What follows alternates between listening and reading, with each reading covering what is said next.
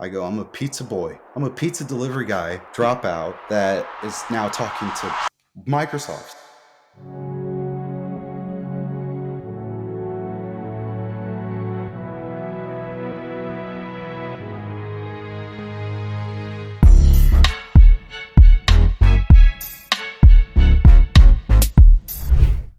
Hello, guys, and welcome to the OG show.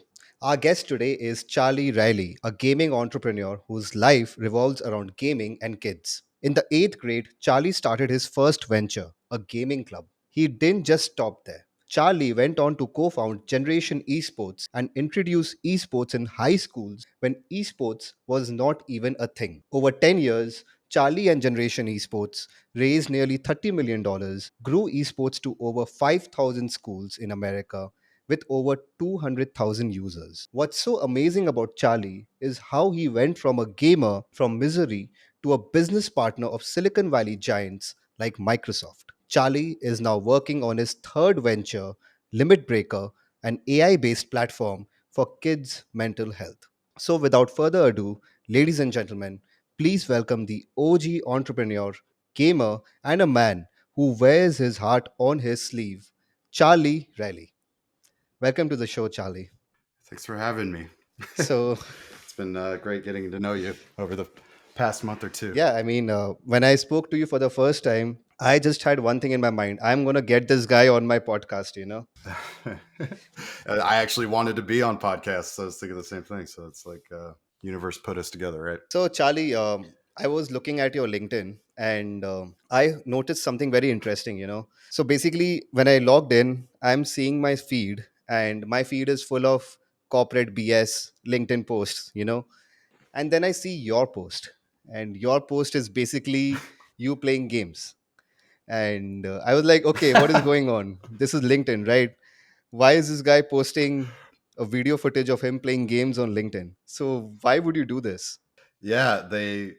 I started streaming last year, and I love it. I figured if I'm going to be putting out, and this while I was with Generation Esports, if we're going to be creating courses about streaming, I want to know what it's like to get into it. And so I've used all sorts of different systems, and I got Restream, and it said they had a LinkedIn option, and I was like, oh yeah, I'm gonna show people like, like, I don't do it all the time because I play with people that don't have the best language, and not even myself. I cuss a lot, and yeah, so I put it out there, and I like being about it, not just talking about it. I want to show people that I actually play these games, and I play them a lot, and I've always played them since I can remember. So, Um, I think you should do so that. yeah, I think it's No, fun. it's definitely, definitely a good break from the regular BS you see on LinkedIn. And I honestly liked it. It shows that you are very passionate about gaming.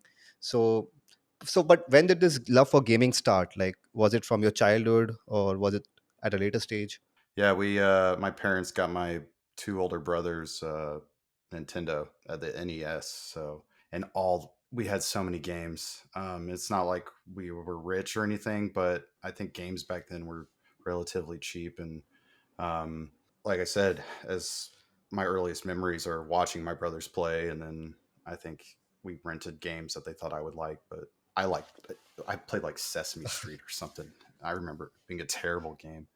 I didn't understand it, but then I like Zelda, and I could understand that, and solving puzzles and whatnot. And so yeah, I've always loved it. It's been part of my whole thing, my family and whatnot. I was also a Nintendo fan, and but I used to play Pokemon. So, Pokemon and tennis. Yeah, yeah. But games back then used to be so good. I guess so.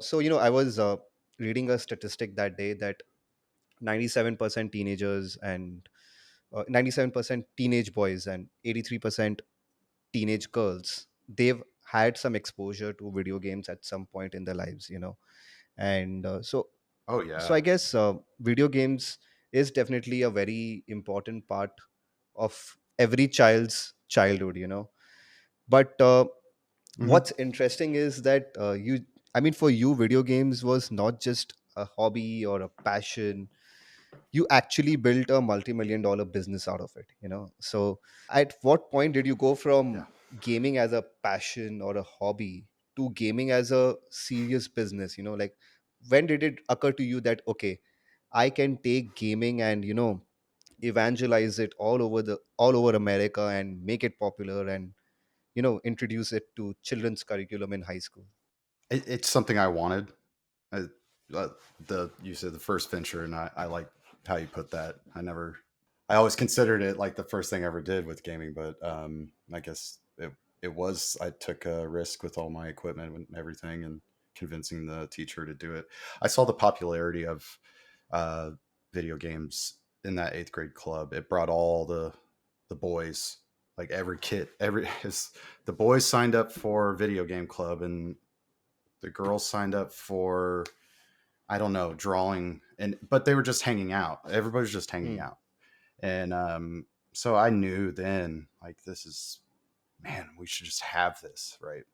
And then I got into a game called SOCOM 2. I have a poster over there about it. I play it every day now, um, and uh, I was on competitive teams, on game battles, which turned into like MLG, Major League Gaming. And before it was game battles, it was SOCOMbattles.com. And so there was a whole progression. I saw that happen. And I think when I came up with the idea back in 2012, I was a single dad. I still am, you know. I had twin boys. They were 3 at the time.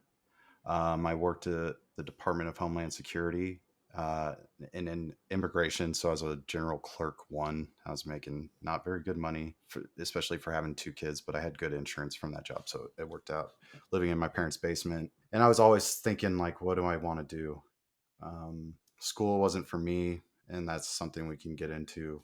Um, but I dropped out of college. I had my kids. I focused on getting a job, and being a good employee, and thinking of ways to build a business, because I just knew if I couldn't be somebody working for some. I was like, I'm too smart Hmm. and I'm too good to be. I'm gonna come up with something, and I've always wanted to come up with something. And then my partner, he wanted to go coach League of Legends in Korea, to like the top players. And I'm like, you're not even that good, dude. Like, what are you talking about? Like, that's how big is. He's like, oh, I could. Yeah. I'm like, don't do that there.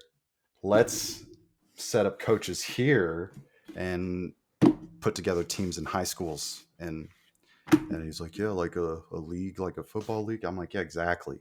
Like, that's what it should be. And then it just clicked for us, and we loved it. We're like, this is going to happen at that point. Um, League of Legends was really blowing up, and saw the future. It's going to happen. And if setting up teams in schools with video games, it's going to happen, it might as well be us. Makes sense. So we should try. We were not rich. I had the 2 kids. I was broker than broke. Um, we quit. I quit that job. I was living with my parents still. I was so convinced it was going to work that I stayed up all night one night and woke them up. And I said, I'm quitting my job. I'm going to deliver pizzas and work on this. And my mom was like, okay. That's the best part about you, right? So basically, I mean, you were in a tough situation. You had 2 kids and you were living in your parents' house. Your work, I mean, you had just quit your job, but still you had conviction in something that, you know, okay, this is the world is going to change. Esports is going to become popular. And I want to be at the forefront when that happens. So, I mean, that's amazing. I mean, you Mhm. were basically seeing the future when no one else was, you know, and you had the guts to take a Yeah. risk when you know, when nobody else probably would have done, you know. So that's what makes you an OG entrepreneur, in my opinion, I guess.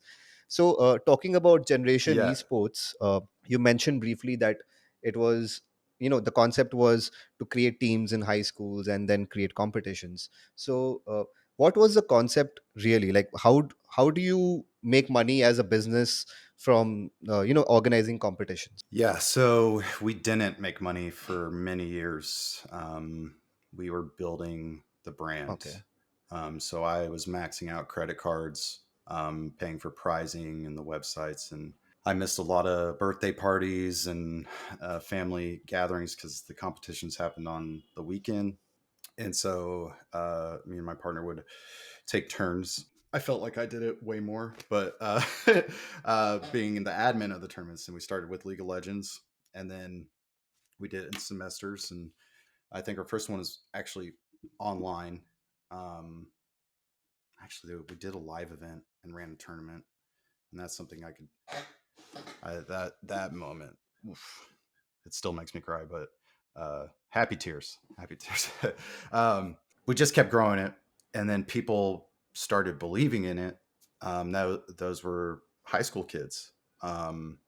They were finding it, signing up, and I think a few of them still have jobs at Generation Esports. They went from interns in school, like doing tickets, like the rest of us, like support tickets or whatever, in class. So you're And saying these students who took part in competitions, they actually ended up working for Generation Esports. So they got a career in yeah, esports in a way. yeah, Wow. a very good career. And I made sure we paid people very well, for what they did on a day to day.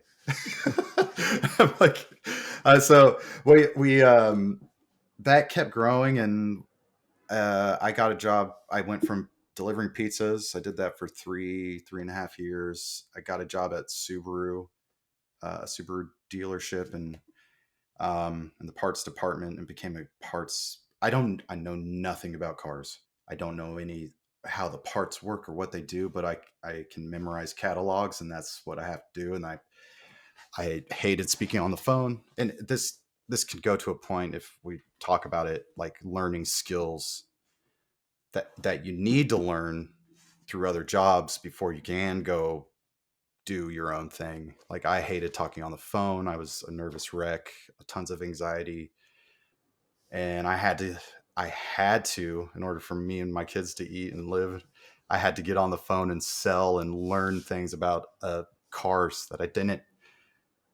But I just had confidence, and I would get on the phone. I'd be like, "This is Charlie, Subaru Parts. Lisa, I'm at Subaru Parts. How can I help you?" They like call people up, be like, "Hey, how you doing today?" Like, just faking it. But then I would be in a good mood because then they would get in a good mood, and I learned how to become a salesperson that way. And anyways, we kept growing it, and then finally, my other partner was like, "Let's do a partnership program with schools. Let's start charging money." And we did. Our first one was we sent out a survey on Facebook Okay. to teachers. Would you pay for this? Or whoever joined up with us, we'd say, would you pay this amount? And it was like $5 per student or $20 per student per year to be in our tournaments. And they were like, of course. But they were paying out of pocket because it wasn't under budget for the school. And then we're like, we can't do that. So we changed it to a $5 subscription monthly charging thing. And that was just a complete cluster. But that showed we were getting income. And, I was making a living off selling $5 a month subscriptions for esports teams in high schools. Is Woo, we were riding the edge. That was some nerve wracking days because we're like, why is nobody signing up? Boom. And then it's like $20,000 in a day from subscriptions. And you're just like, what sorry. And so that just kept growing. And we turned it into a model where we could get federal funding and state funding through the curriculums that we designed, and for the competition made the teams like a project based thing.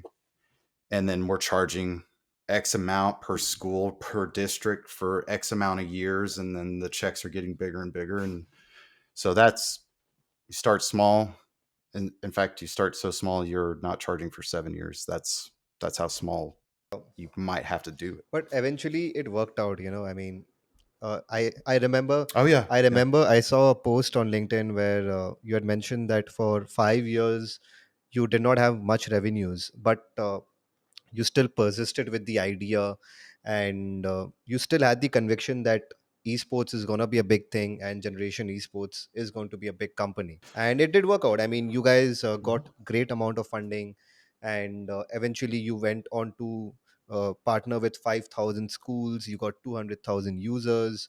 You tied up with large companies. So how did all this happen? Like, everybody likes to say that, I mean, people believe that this guy is an overnight success, this guy is an overnight success, but when I hear your story, it's clearly not. I mean, for you had 5 years of struggle, and even more before that, 5 years of struggle as an entrepreneur, and then struggle as a single dad working at the DHS. So you were struggling for a quite a bit of time, but you still made it happen, and you were definitely not an overnight success. No, it's I would say we knew it was going to happen, and when I realized how it impacted kids, that was like the fuel that kept driving me. Just hearing the stories of kids turning around, getting it implemented. When teachers would schedule calls with me, and I was the only person really onboarding schools, so I had a calendar set from like 6:30 a.m. all the way up to 9:30, 10 p.m. with no breaks. It was like 15-minute calls. Uh, these were calls with schools or with Teachers okay. mostly, yeah. And it would just go so I'm just all day, but it had to be done. And I was like, nobody else can do this because I've got the charisma and the the charm, I guess. And I think, Charlie, it got to a point. you are probably missing out on a huge opportunity. I mean, you are very good with cold calling. I think you should start with a course. You should come out with a course on Twitter or something and sell it for like 99 bucks or or 200 bucks or something. Because I've been thinking about it. I'll be honest with you. I speak to a lot of entrepreneurs, and everybody hates cold calling, man, and they just don't want to pick up the phone. Oh, that's all I did for years. This is so bad, But it but I'm works. a master Yeah, I at it. mean, Yeah. if you're good at it, you can absolutely kill it in any profession, I guess. Like, it's a truly elite level skill, in my opinion. I think sales is selling the idea is the skill you want. Um, they say like being technical is another one, but I'm not that guy. I can't focus on the code. I like making people feel good. I like joking with them, listening and understanding, and really trying to solve problems is the big thing. Like they have a problem, or they're just excited, and I know where to steer them. I can see that. It goes back to seeing where they need to go. Um, yeah, I love it. I absolutely enjoyed getting on calls and hearing the teachers going, I don't know what I'm doing, but the kids are so excited and they see me as the cool teacher. I'm like, I hear that all the time. And it got to a point where I knew how many kids would show up based on other schools. I'm like 10%, 15% of the school will show up, and then 10% will, or half of that, whatever it was, will actually sign up. And then I would love hearing, all right, I did my first meeting and 300 kids showed up. I was like, yeah, that happened all the Mm. time. And it just made me feel so, just like, I'm like, I told everybody, and the people that doubted it, the people worked at schools and were friends. They're like, there's no way that's ever going to happen. You're never going to get video games into schools because of gun violence and all this and that. And I said, well, watch me. We did it. And when we got that first investment, we had other investors, smaller ones, angel investors, or whatever you call them. I wasn't really involved in all that. I was more involved with like actually building a business, and building the processes and making sure. I mean, that was my baby. It still is, and when I would get on the phone with these teachers, I'd say, I'm a co-founder. Nobody cares more about this than I do. So you're talking to the guy. And this is my personal number. Call, text, email, whatever you need to do. I'll jump on at any time. Again, it was first thing I thought about when I woke up, last thing I thought about before I went to bed. And I could never shut it off. I didn't want to. It's just, it was my passion. But And yeah, so you mentioned about teachers and talking to them from 6:30 in the morning till 9:30, 10 p.m. in the evening. But as far as I know, when I was at school, I remember my teachers, they were a very hard nut to crack, and I always imagined that teachers and principals are very difficult people to sell to. I mean, they just say no to anything. They say no to anything. So how did you right. how did you manage to convince these people? I mean, as far as I know, they are really, really You tough. convinced the kids to go convince them. Okay. Yeah, no, we did it. We recruited an army of students that got excited. Go get the teacher, and the teacher's like, "Okay, cool. Yeah, I do play video games. What is this?" They would call me, set up the call with me. I explained it's very easy. You're just signing them up. They could play from home. It's not official yet, but we're growing this thing as like a movement that we need to get as many schools and students and show and prove how good it Hmm. is and get rid of the stigma. Um, the people that are in charge of schools have a very tough job. There's no winning in this situation, how it's designed now for them. And they just want to ride out their days into the sunset, into the retirement. Um, Introducing change in schools is almost impossible. But you made it happen. Yeah, but yeah, we showed it, and I was very focused on making sure we had testimonials. Just sharing those stories is so important of the success and how good it is, and these kids just going from quiet kid, no friends, suicidal, whatever it may be, to becoming the captain and having all these friends and just loving life. And instead of playing video games at home after school, they've already done it at school. Hmm. They spend time with their family, so their whole lives improved. And so parents and the whole community was much better off if they introduced an esports program. And I just wanted to be able to offer that to as many students in the school because we were only limited to a certain amount of games for whatever reason. I wanted to run all the games, but we couldn't do it at that point. To force that, it's just But impossible. didn't you face resistance of any kind from parents? Oh Because yeah. like there are certain parents Hmm. who believe that any child should only focus on academics or extracurriculars. Why waste time on video games? Video games are a waste of time. So, and there are many parents who believe that.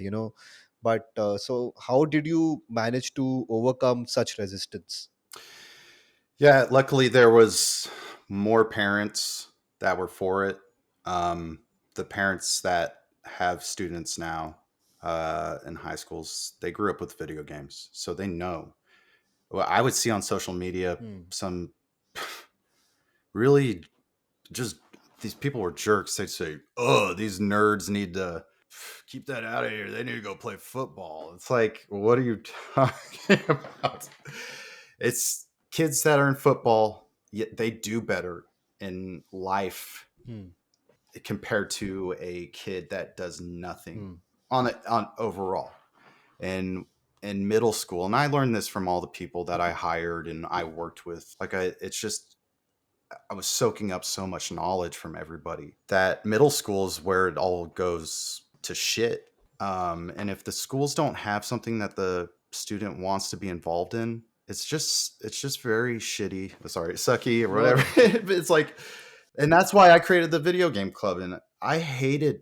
I went from student or citizen of the year in fifth grade in my elementary school to absolutely hating middle school.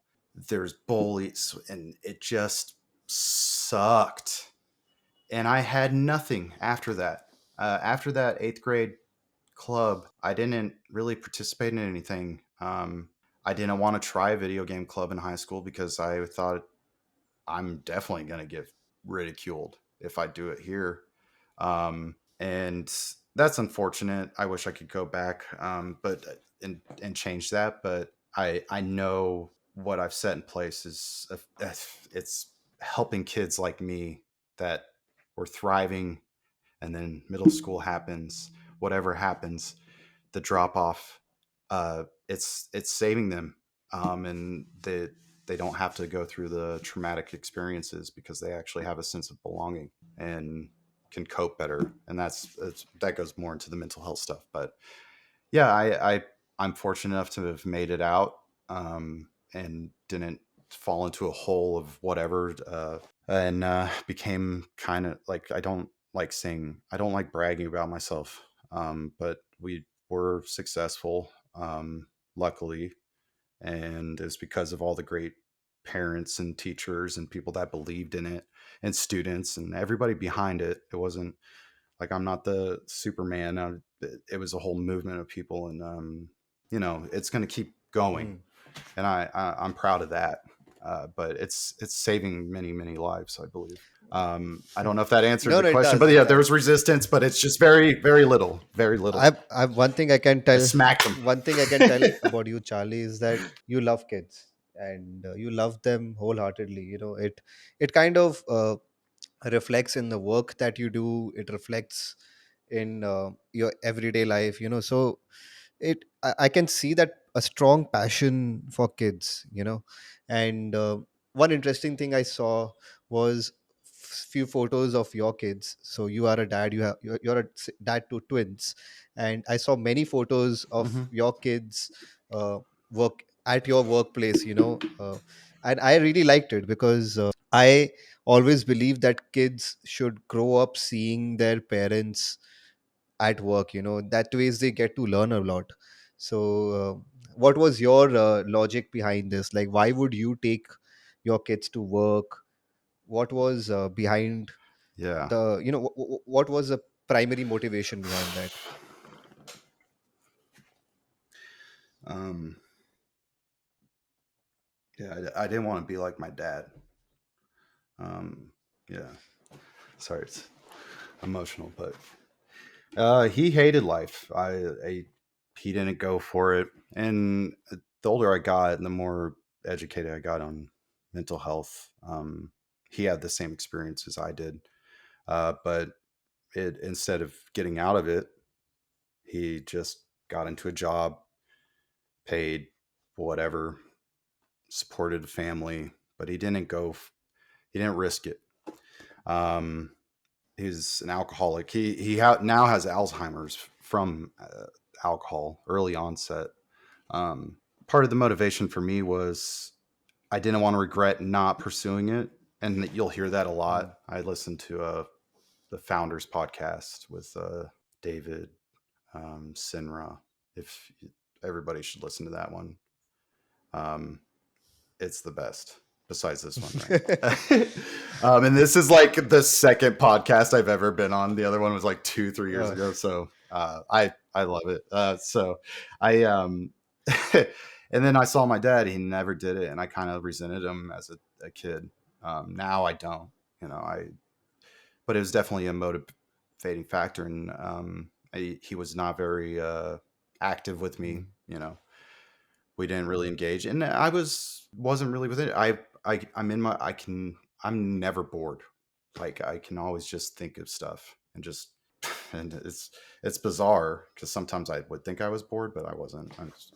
Whatever. But That can be I didn't tough. want to be like him, and That can be tough, but yeah, he was not engaged. the good thing is, what, that's a good thing. Actually saw some people making mistakes, in this case your dad, and you decided to be different, in a positive way. Yeah, I want to show my Yeah, and kids that's lovely. And what it would be like to build something, and they saw me build yeah, it. and the best thing is, I So think your kids are also passionate about video games, plus they also play football, right? So you're giving them exposure to both worlds, a world where there's video yeah, games and a world where there's physical sports. So you are providing all round uh, development for your kids. So that's actually a great thing, in my opinion. yeah, I made it a point that I wanted to be the dad I want. Like, I never had a mentor or any sort of figure. I guess I could look at the like great entrepreneurs or successful ones, and leaders in the past and whoever that history remembers, and that was kind of like who I looked up to. It wasn't really anybody in my network in my vicinity, and I show my kids like I'm learning this stuff, but I have to show them like you can't be pushed around. You got to go with your heart, go with your gut. I would let them I would talk to them about the business. I would talk to my mom about the business, and she still doesn't know what I do. But my kids, I want them to understand like you can create jobs, you can create things, and it's not impossible. In fact, it's very possible. And I told them when they graduate, it's either you do whatever you want, but I'll help you build a business, and you don't need to know what it is, but I'll help you, because even though I was successful with this company, there's many different industries that I would like to be successful in. But I'm so drawn to the passion, and it's my passion. I can't pull myself away from helping kids and changing the system and uh, saving the world type of thing, Hmm. to go sell real estate. Like to me, it's just soulless. Um, I need soul in the business, because money's not the motivator. I'm broke right now. Like I don't care. I'm working on something else, and if you do, so you hear this with other business like Nike. It's if you do the right things, the money will come. But that to me, the money should be used for doing more good. We've got a real situation on our hands with everything, education and mental health wise, and um, it's going to be my life's work changing this. Like I don't see anything else being top priority. How did you So I show them like, yeah, let's digress a bit and go back to Generation Esports. So you mentioned that for 5 years you had no revenues, and then things started picking up. Schools started showing interest, kids started showing interest. How did you convince Microsoft? I mean, Microsoft is this big corporate giant. How does a guy from Kansas City, Missouri go and convince someone from Silicon Valley, you convince people that are smarter and much friendlier and more engaged and relate. Like it's the people you hire. Okay. I can't take credit for that Microsoft thing at all, except for giving the confidence in people to create things. Um, so I can't really remember how we got introduced, but we met him. There was a couple of guys we met at a big conference here, and I think it's called FETC. It's like the technology conference in Orlando. All the administrators fly out to this thing, and it's a big deal. And Microsoft is a huge sponsor. Well, we were there because we had this curriculum that a couple of people developed for me, because I asked them to, because they had developed it in their school. So Mike and Christy, they Mike had got a job at this alternative high school in Wichita. Christy was his boss. He was Video games was his life. That was his story. He wanted to teach through gaming and social emotional learning, but they didn't have it written down. This was just like off his head. And then they had a team as well. And this school is for kids that were not they weren't meshing with the regular, or not regular, but the other high schools, that the main ones. So they had to have more adaptive stuff for them. And they put the gaming class in the first hour, and they would show up. Attendance skyrocketed for these kids. Then they were on the gaming team, and their GPAs, they set GPA, you have to get above this, and the kids were absolutely thriving. Mike was in our league. I met him in another business that he was like, I don't know why. he was involved with it, but we met. He said he's been teaching it. So I'm like, this guy, I got it. This guy's in the right direction, right? And I want to hire this guy. Anytime I talk to somebody, it's an interview. It's like if something sticks out to me, I'm like, that person is somebody I would love to hire at some point in my life. And I tell them that. I'm like, if you ever want a job and I can have a position for you, I will hire you. Um, Mike and Christy, I go, well, can you guys make this into an actual course so we can? I go, it will sell. People want this, and they're like, we're not going to do it because it takes a long time. And Christy had written books and curriculums. She's like, we're not going to do it unless we know people want it. I go, I'll send out a survey tonight to all of our schools and ask them if they would want this, and we'll give them a sample. And we got back hundreds, 2, 3, 400 responses. Wow. Yes, we would take this to our administration. This was from teachers. And I go, here you go. And then they got to work, got it done in like 2 or 3 months. They were busting their ass. We went to FETC and we met up with the Microsoft education guys. They didn't want to sell it. They didn't want to put a price on it, which I agree with. It was the right move because we wanted it to be spread adoption. And that's what happened. And it was downloaded over like 400,000 times and they loved it. Like Microsoft loved it. It was above Minecraft and downloads on, and they went full bore on Minecraft after they purchased it with education. And yeah, so it was like the first esports curriculum that went everywhere, all around the world. And so that set us up like you get one partnership that can give you validation with your business, whatever it may be. You can use that. You definitely need to leverage it because it gives you credibility, especially if you're small in survival mode. So the Microsoft thing was definitely like, I leaned into that when I was like, we got this on Microsoft Educator Portal. You could go on and download this thing and blah, blah, blah. And yeah, so that's somebody introduced us, and timing was perfect as when you put yourself out there and risk it, people seem to be luckier. But No, yeah, it's just I you don't set think it's yourself up luck. for those I opportunities. think you're being very modest and very humble here. I don't think it's luck at all.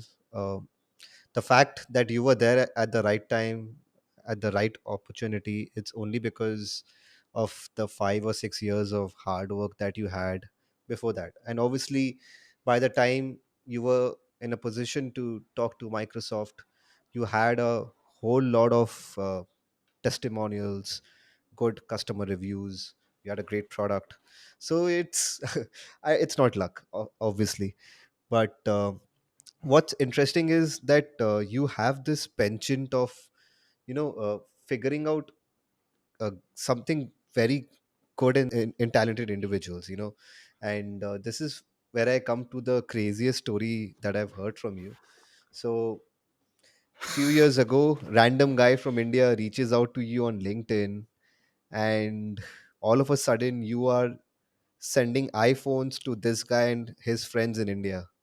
So what was all of this about? Rashab, yeah, it was a year and a half ago actually. He hit me up on LinkedIn, and when I first started out, just a side note, we we went to a business incubator, so whatever it was, uh, and they're like, get on LinkedIn and build your network. And I was like, networking? Psh, we just got it. Networking is everything for me. It is essential for my position, and in my skills and whatever. I can bring lots of people together from different places and make wonderful things happen, I guess. But anyways, he reaches out to me and he sends the worst presentation I've ever seen. Um, yeah, it's like 10 followers, whatever it is. But the story is so good. I was like, this is real. This kid is going above and beyond and getting out of his comfort zone and uh, having the balls to message me. out of nowhere, and I don't even know. I don't even know why I read it. So Rishabh reaches out to you Yeah, uh, with a and yeah, so presentation, Rashab, and I mean his presentation is horrible. it's like he put pictures on Windows Paint. I wish I still had it. It's probably deep in the LinkedIn messages because we talked. I mean, it was every night. I was just so in love with the idea of. I had already wanted to go into India with Generation Esports. India is going over the next couple decades or so, whatever it is going to be that the country you're going to want to invest in. And Jeff Bezos is even saying that. And if he's saying it, that guy's like he made Amazon. He's not fucking. He's right. Like that. That guy is not wrong. And I just everything.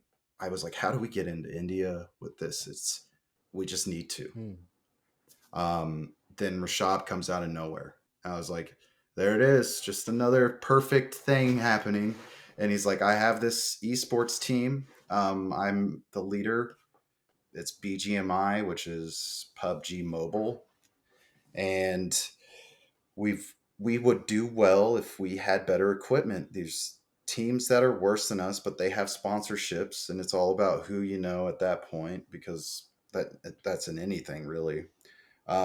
Here's our records, here's the tournaments. It's like he's trying to prove things that really couldn't be proven.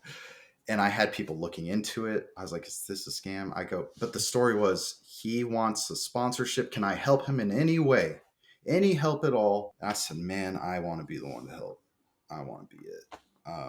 And we were closing on our Series B with Altos, and um, I was going to cash out some stock to pay off my credit cards and my debt that I had accrued over the past 10 years, and buy myself a computer, which I still have, and buy his team a bunch of phones so they could dominate the scene. And I just talked to him about starting my business and giving him my wisdom, my own personal wisdom, and other quotes. And it was just very good. He's such a good person and so smart. He was a top of his How's he class doing for his right whole now? life. He is stressed Okay. because they got Python Gaming invested in them. They started crushing. I mean, they dominated. They were invited to the official Crafton tournament this past month. 256 teams, invite only. In the first week of the grind, they got third Wow. place. They have no sponsorships. All thanks to your all thanks to the iPhones you sent them, right? Just yeah, because I took a chance on them because I believed in. They were so convincing that they had it, and it just convinced me. And I'm like, I felt it in my heart, and everybody else was like, "It's a scam! It's a scam!" And they all told me it's a scam. I said, "This is the worst scam of all time because he's wasted months on me, and it's worked out so perfectly that I think I'm calling it out. I'm like, they're gonna win this thing. Hmm. They're gonna be the best team in India in BGMI after this is all said and done." And I'm like, I own a lot of that company, of the organization. And Rashad also took it and got a bunch of content creators, and we have tens of millions of viewers or subscribers on YouTube because of his idea and me pushing him, motivating him, and whatnot. And he's done it with almost zero money and just grit. And he's stressed. And I go, dude, it's just how it is. But you're so close. You're so close to it just not being stressful, and everybody going, congratulations. I always knew you could do it, Rashab. Family members don't believe in what he's doing still. And I'm like, holy shit, he is in the top tournament, in the top game, top place. This brand is the hottest brand in India right now, Wow. and people don't even know it yet. And I'm celebrating. I'm just so pumped. So And basically, it's just because I felt it in my gut. so you are basically you have the Midas touch. Whatever you touch, it touch. Whatever you touch, it turns into gold. I guess. first generation Maybe it was esports, gold before. and then now Rishabh and Python Gaming. But one thing I don't understand is, you built a great business over 10 years, and you had a great journey with your co-founders, but you had to leave Generation Esports last year. So what went wrong? I've grown as a person over the past. You should always be growing, and people who were afraid to work with me, engage. They, and, it's easier to. I don't know.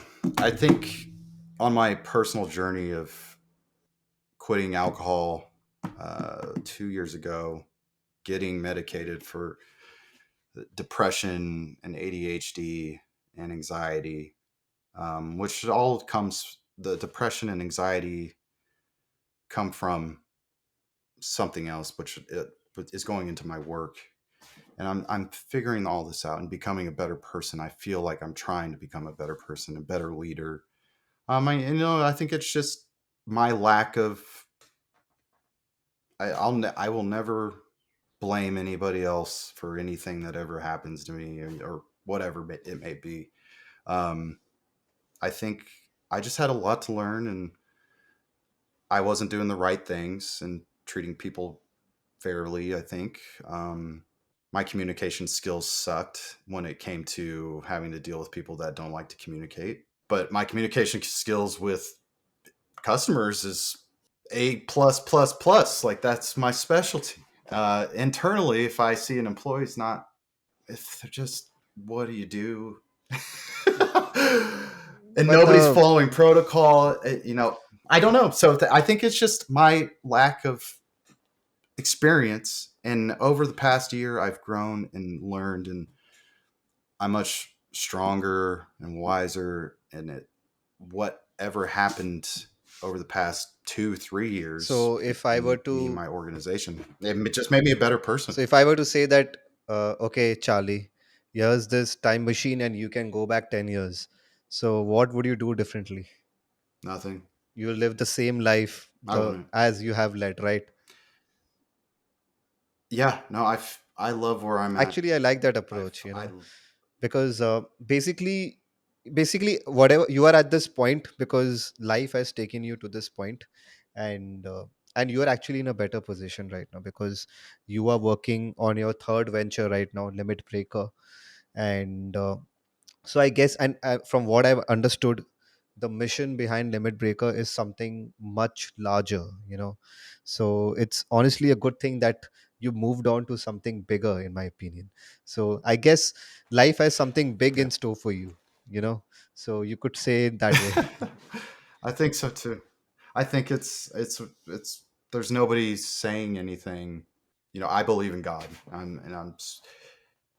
I know I'm out of. There's very little I can control in life. All I can do is do the right thing, and not do the wrong thing. And nobody's perfect. I do wrong stuff all the time, um, and I feel bad about it, and I want to correct it, and just try and not, whatever it may be, just maybe being a jerk to a loved one or whatever. And I think I had to go through everything to become the person I need to be to take on the next challenge, which is what Limit Breakers doing. If I didn't go through any of it, I want to be ready. I want to be prepared mentally. I want to see the things the people I've dealt with, the situations all from the past, my whole life have brought me here. So I want to change anything. And it's just, don't, I have no regrets on That's anything. great. I mean, It's, you oh, should never well, have I screwed up regrets. on that. You should No, never no, have no. regrets. And some people do, and I don't get it. I mean, everything that happens to you in life is a lesson for you to become better, right? And if you were to give advice to somebody like me or some other person who wants to start a business, and get a co-founder or something, what tips would you give to this person who is looking for a potential co-founder? I would say nobody's going to make you successful except for yourself. So if you're going to find a co-founder, it has to be somebody as motivated as you and putting in this as much sweat as you and is a good person. I think if they're purely profit driven, stay away from them. If you're going to get into something, make sure it's solving something important, and not. I mean, my brother-in-law talk about it, is like you could become the best mop sales mop business ever, but you're selling mops. Do something good that um, helps people that really need help. Go with your gut is always, I say that almost every day now. And even people that I'm working with now, they say it before I even bring it up. I'm like, exactly. That's how I know they're the right person, because they have the same mindset and they've been through the same stuff as me very recently, and it's all clicking, and we have the same mission. If you find somebody who's on the same mission, has had the same experiences, and has still got a smile on their face and is excited about all the opportunities, then you know, go with that person. Don't go with somebody because they have a good resume. I have seen so many people come in with the most impressive resume. Like, I don't give a shit what you did in college. I don't care if you had three. What have you done now that has impacted people, and what not college professor gave you to do? And maybe people haven't done anything, but give them the opportunity to do it.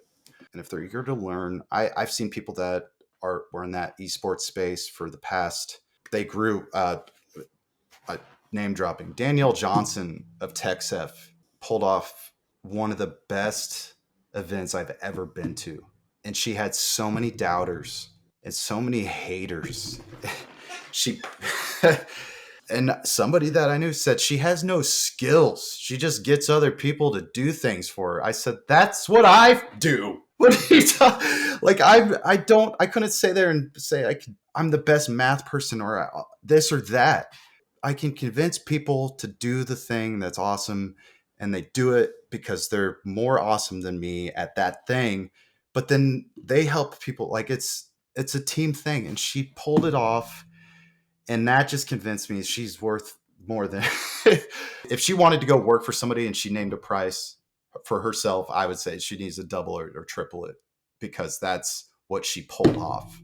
Yeah, I have a good relationship with her, and my company didn't have a good relationship with these state organizations. And it's just a side story. All these nonprofit state organizations did not like us because we were for profit, and but they didn't understand. Maybe they were, for whatever reason, we need money to make things and to work. Nobody's going to work for free. And then once they realized that that's what was happening to them, they were working two full-time jobs for no money on the second job. They were like, well, maybe we should get.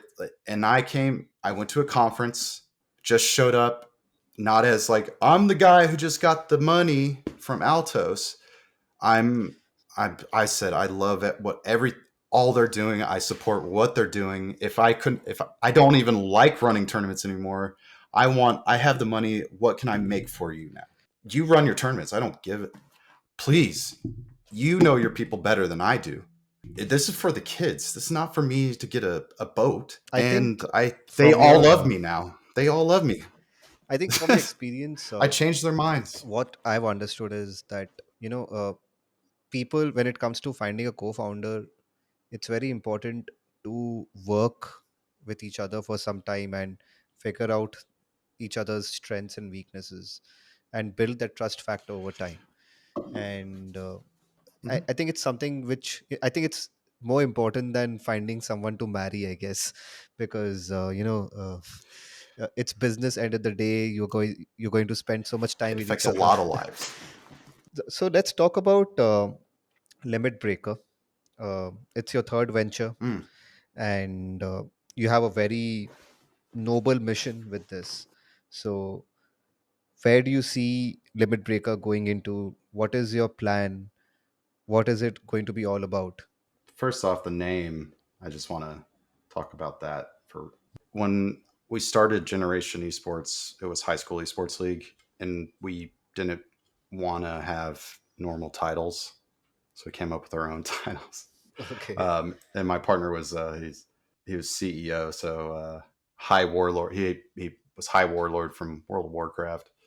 Um, I can't remember what our first third partner was, but but I gave myself Limit Breaker, and I got that from Final Fantasy for like the ultimate move or whatever. Yeah, so Final Fantasy VII was one of my favorite games. I didn't really play it. I just watched my brother and my cousin play it. But I thought Limit Break was a cool term, and so I just went with it. And it just seemed like I could always do what people said I couldn't do. So I like the title. And then somebody at my old job at the made it, and I don't know if you can see it there, but it has my co-founder and then it's president of education and research, and then Limit Breaker. Oh, so you were the limit breaker. I was the Limit Breaker, yeah. Wow. But nobody really called me that. Nobody knew because we switched over to it's chief customer officer, and it's just like that title sucks. But I was the customer person. It fit. So with Limit Breaker, um, I really wanted to focus on education still. Back in Generation Esports, I had made the education department. I switched from chief customer officer to president of education. I gave myself the longest, fanciest title, just ironically, just because I'm like, these titles they're necessary, but I don't like calling myself whatever. I saw this in my colleagues as well. You can have average club size for us for like esports was 25 students. But when we introduced a course, one course was bringing 250, 300 students. It was just affecting way more kids. And the opportunity there just to me was you could create courses in every single subject and have the entire school Hmm. working on your platform, learning, gaming, building that profile from a young age all the way to like it would be with them forever. And I just felt mental health. I hired a Dr. Chris Jensen, to do a mental health research on our curriculum and how kids, it's trying to get it published still, to prove that gaming in schools is good, across the board. And I just, I was like, mental health has got to be the focus because of my dealings with it, and family members and loved ones. And I think everybody probably knows somebody that's struggling and they Yes. probably don't want to talk about it. And I think, Social media has played a huge part. oof, I think social media has just been let loose in such a wrong way that that needs to be corrected as well. It's disgusting what you hear about kids killing themselves because of social media, and I'm fortunate enough to have missed it. I got out of high Uh, school just as Twitter was coming out. It's like a good, Same here, same here. thank I mean, God.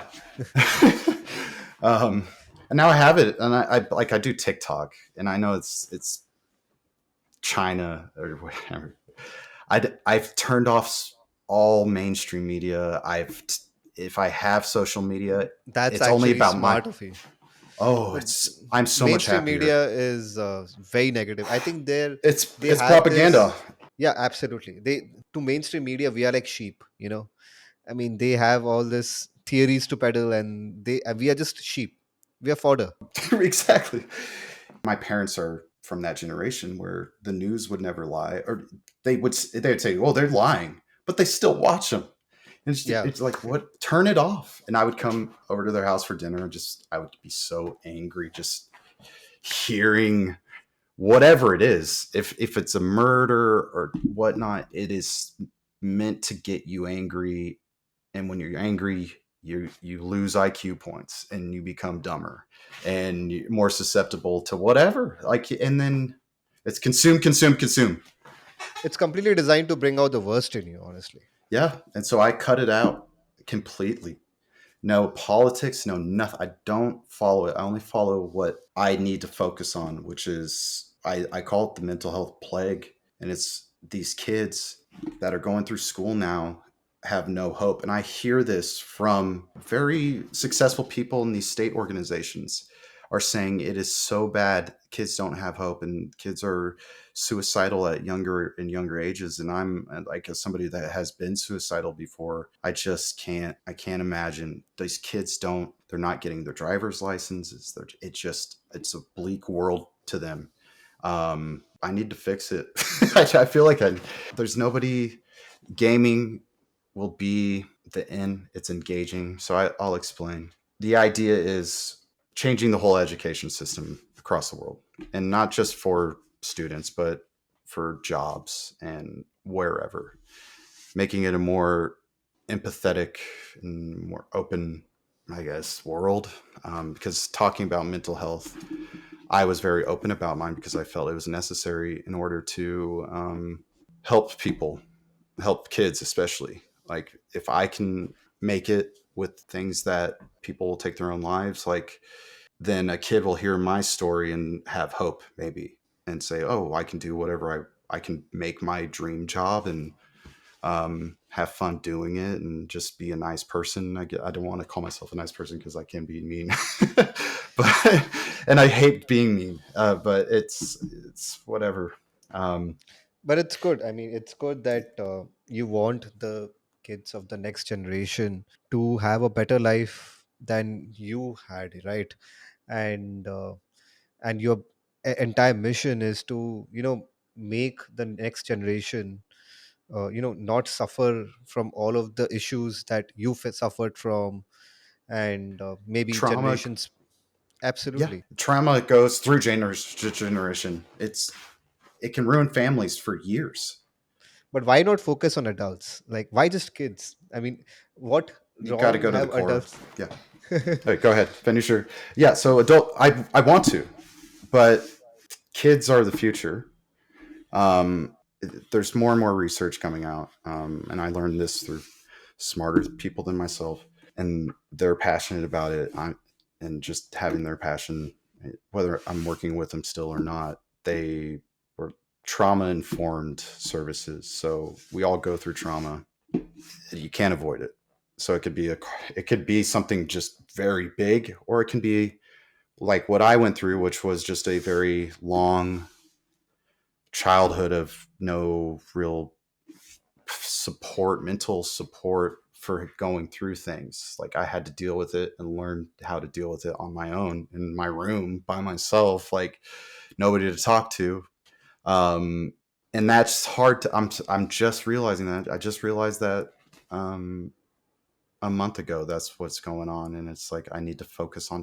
So coming up with services that address that and making it incorporated into school, incorporated into all parts of society. So working with governments, industries, and the education systems, and building out tools and technologies and services that address this issue, and making education adapt to every student's where they want to go, like because everybody has a passion, they have an interest, maybe hopefully everybody has one, and getting them to go in that direction and having the AI adapt the curriculum to the student based on their emotional responses, based on how well they're doing and what they really want to pursue. And why waste time on one subject when they need to focus on this? And that will open up so many more doors, and they'll be happier, and it'll just be a better world. And if we have all this and understanding of mental health and how to address it and come up with ways, and this is going to take my entire life. I know it, and I'm set. Like I want to do it. I love it.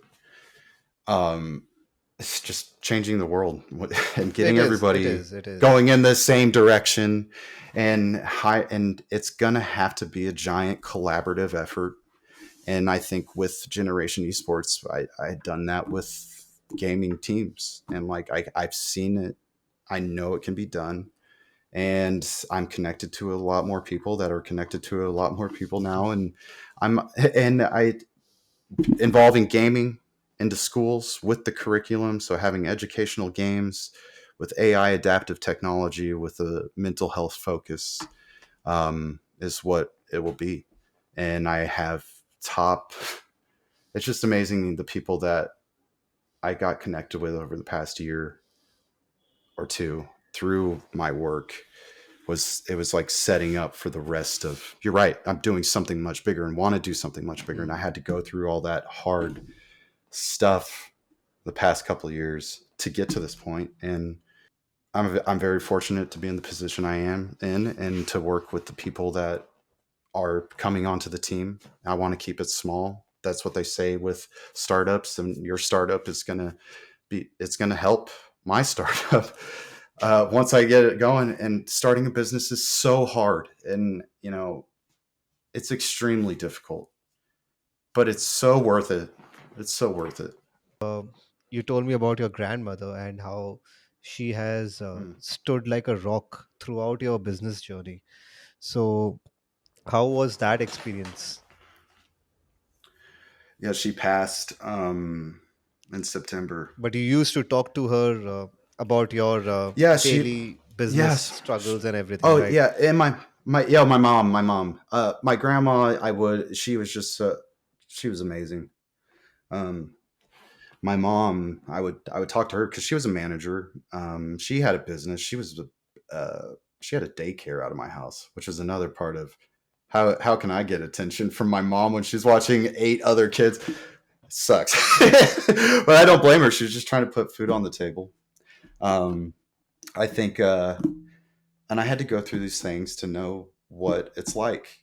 I can't just be somebody that hasn't gone through the shit and say this is how you feel. Like being about it, if you're going to do something, do it. Don't just make other people do it for you. So, yeah, I talked to my mom, and I'd get so riled up because the propaganda's on the TV, and I'm like, ah. But then I'm like, this happened, and blah blah blah. But then this cool, awesome thing happened, and I said, Mom, it sounds like I'm making this shit up. Just how it's progressed. I go, I'm a pizza boy.